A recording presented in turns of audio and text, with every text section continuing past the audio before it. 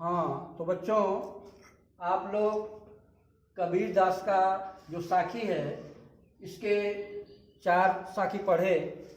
इसी क्रम में जो 5वां साखी है, जब मैं था तब गुरु नहीं, अब गुरु हैं हम नाहीं, प्रेम गली अति साकरी तामे दो न समाए। जब मैं था तब गुरु नहीं, कबीर दास जी कह रहे हैं कि जब हमारे अंदर अहंकार था, गर्व था, घमंड था, तो हमें गुरु की प्राप्ति नहीं हुई। जब मेरे अंदर अहंकार था, घमंड था, गर्व था, अभिमान था, तब मुझे गुरु की प्राप्ति नहीं हुई। अब गुरु हैं हम ना हैं, और जब हमारे अंदर से, हमारे भीतर से अहंकार समाप्त हो गया, घमंड समाप्त हो गया, गर्व समाप्त हो गया, तब जाकर के हमें गुरु की प्राप्ति हो पाई। प्रेम गली अति साकरी, कबीर दास जी कह रहे हैं कि यह प्रेम रूपी जो गली है वह बहुत ही पतली है, संकरी है। इसमें 2 का समावेश नहीं है, सिर्फ या तो अहंकार का ही समावेश हो सकता है या गुरु का ही समावेश हो सकता है। जब मन में अहंकार रहेगा, शरीर में अहंकार वास करेगा, तो गुरु की प्राप्ति नहीं होगी। और जब गुरु की प्राप्ति हो जाएगी तो अहंकार अपने आप समाप्त हो जाएगा। तो इसी क्रम में कबीरदास जी कह रहे हैं कि प्रेम गली अति सांकरी, यह प्रेम रूपी गली बहुत ही सांकरी है। सांकरी मतलब पतली, बहुत ही पतली है। इसमें 2 का समावेश नहीं है, यानी अहंकार और गुरु दोनों एक साथ नहीं रह सकते। अगर अहंकार है तो गुरु की प्राप्ति संभव नहीं है, और अगर अहंकार खत्म हो गया, अहंकार समाप्त हो गया, तभी जाकर हमें गुरु की प्राप्ति हो सकती है। इसी क्रम में एक भाव सामने है, कबीरदास ने लिखा है कि कबीर रेख सिंदूर की काजल दिया न जाए, राम रमैया रम रहा दूजा कौन समाए। जिस प्रकार से सिंदूर की जगह काजल नहीं दिया जा सकता, उसी प्रकार जब मन में राम का समावेश हो गया है तो दूजा कौन समाए, दूसरे का समावेश वहां कैसे हो सकता है। ठीक है। इसी क्रम में 6वां साखी देखिए, भगत भजन हरि नाव है, दूजा दुख अपार, मनसा बाचा कर्मणा कबीर सुमिरन सार। कबीर दास जी कह रहे हैं कि भगत भजन हरि नाव है। नाव समझ रहे हैं, इस प्रकार से नदी में नाव पे बैठ करके उस पार पहुंचा जाता है, उसी प्रकार ये संसार एक भव सागर है, और उस भव सागर से पार करने के लिए जो नाव है, नाव की जरूरत है, वह नाव क्या है? भगति भजन, हरि का, प्रभु का भजन और भक्ति ही इस भव सागर को पार करने वाली नाव है।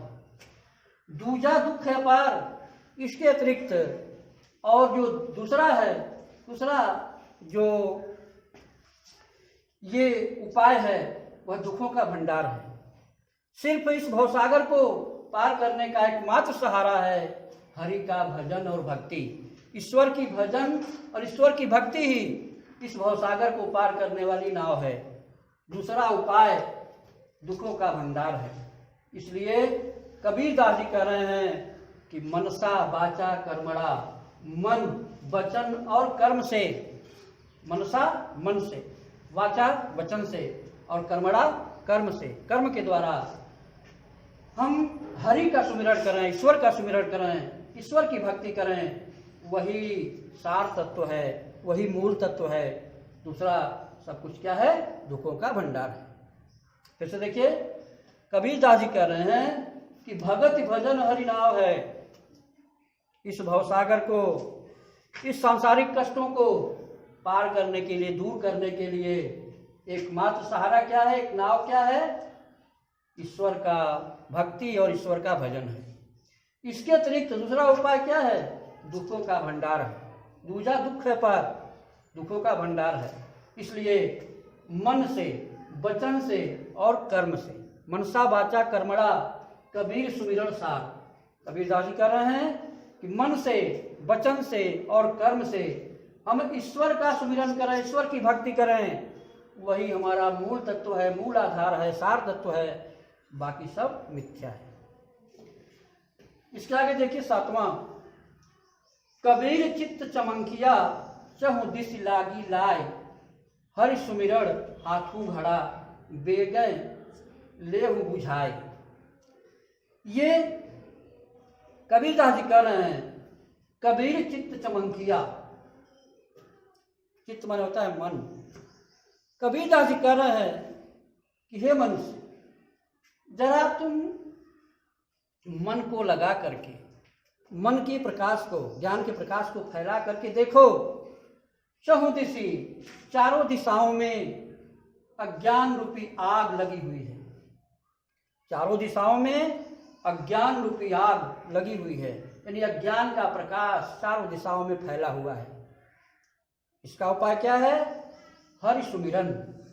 इस अज्ञान रूपी आग को बुझाने के लिए तुम्हारे हाथ में क्या है? घड़ा है। कैसा घड़ा? आग पानी से बुझती है, लेकिन अज्ञान रूपी आग को बुझाने के लिए आपके हाथ में हरि सुमिरन, प्रभु के सुमिरन रूपी घड़ा, प्रभु के ज्ञान रूपी घड़ा आपके हाथ में है।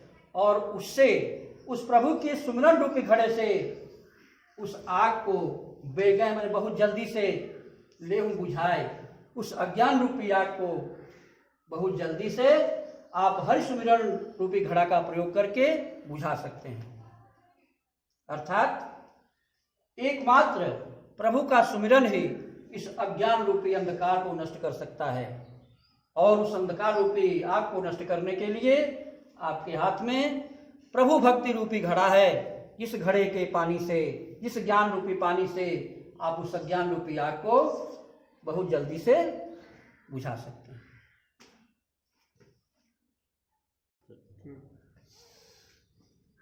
हाँ, तो बच्चों, आप लोग कबीरदास जी का साखी देख रहे थे। इसी क्रम में 7 साखी तक देख चुके। 8वां साखी है, अंखड़ियाँ झाई पड़ी पंथ निहारी निहारी, जी भड़िया छाला पड़िया राम पुकार पुकार। कबीरदास जी कह रहे हैं कि प्रभु ईश्वर के इंतजार में, उनकी राह देखते देखते मेरी आंखें पथरा गई। अंखड़ियाँ झाई पड़ी, प्रभु का पंथ देखते देखते, रास्ता देखते देखते, उनके आगमन की राह देखते देखते मेरी आंखें पथरा गई और जी भड़ियाँ छाला पड़िया। और राम नाम का गुणगान करते हुए, राम नाम का माला जपते हुए, राम नाम को पुकारते हुए मेरे जीभ पर छाला पड़ गया, छाले पड़ गए। क्यों? क्योंकि एक उत्कंठा होती है प्रभु मिलन की, और प्रभु मिलन की उत्कंठा को लेकर के ही कबीरदास जी कह रहे हैं कि उस उत्कंठा के फलस्वरूप ही कि मुझे हरि के दर्शन कब हो जाएं, कब मुझे ईश्वर की प्राप्ति हो जाए। और उस क्रम में ईश्वर की रास्ता देखते देखते, निहार में देखते देखते मेरी आंखें पथरा गई, उनमें झाई पड़ गई, पर्दे पड़ गए, आंखें पथरा गई। और राम की प्राप्ति, ईश्वर की प्राप्ति के लिए राम नाम को पुकार करके मेरे जीभ पर छाले तक पड़ गए, लेकिन राम की प्राप्ति नहीं हो पाई। जिस प्रकार राम की प्राप्ति तभी होगी जब सच्चे प्रेम से हम ईश्वर की भक्ति करेंगे। और कबीर भी वही कह रहे हैं कि जब हम ईश्वर को प्राप्त करना चाहते हैं तो सच्चे मन से पुकारने पर ईश्वर की प्राप्ति हो सकती है। ये 9वां साखी देखिए, झूठे सुख को सुख कहे, मानत है मनमोद, जगत चबैना काल का, कछ मुख में कछ गोद। कबीरदास जी कह रहे हैं कि ये मनुष्य कितना अज्ञानी है। ये झूठे सुख को सुख कह करके, झूठे सुख को सुख कह करके अपने मन में आनंदित होता है, मन को आनंदित करता है, जबकि वास्तव में ये सांसारिक सुख क्या है? झूठा है। लेकिन इस सांसारिक सुख को सुख कह करके ये मानव मनुष्य अपने मन को आनंदित करता है, उस आनंद में डूबा रहता है, लेकिन वह नहीं समझता कि यह संसार, ये जगत, ये संसार काल का, महाकाल का चबैना है। चबैना माने नाश्ता। महाकाल जो काल है, ये इस जगत को अपने नाश्ते के रूप में प्रयोग करता है। ये कब इस संसार को खा जाएगा, चबा जाएगा, कोई समझ नहीं सकता है। ये संसार इस काल का चबैना है, नाश्ता है। कुछ उसके मुंह में जाता है और कुछ उसके गोद में पड़ा रहता है। लेकिन ये जो काल है, महाकाल है, इस संसार को नष्ट कर देता है, नष्ट कर देगा, कर देता है। ये अकाट सत्य है। उसी प्रकार कबीरदास जी कह रहे हैं कि ये मनुष्य झूठे सुख को सुख कहे, इस सांसारिक सुख को सुख मान बैठा है, झूठ मूठ में इसको सुख मान बैठा है, और इसी सुख को, इस सांसारिक सुख को सुख मान करके वह मन ही मन आनंदित हो रहा है। मानत है मनमोद, लेकिन वह नहीं जानता कि ये जो काल है, ये संसार है, ये काल का चबैना है, काल का नाश्ता है। ये महाकाल इस संसार को चबाने के लिए तैयार है और कुछ चबा डालता है, मुख में डाल लेता है, और कुछ अपने गोद में लेकर के ही आनंदित होता है। इसी क्रम में भाषा में देखिए, कबीरदास ने लिखा है कि ऐसा यह संसार है जैसा सेंवर फूल, दिन दस के व्यवहार में झूठे रंग न भूल। ये संसार क्या है? एक सेमल के फूल के समान है। सेमल का फूल कितना आकर्षित होता है, आकर्षित करता है, सुंदर लगता है, लेकिन उसकी वास्तविकता कुछ नहीं है।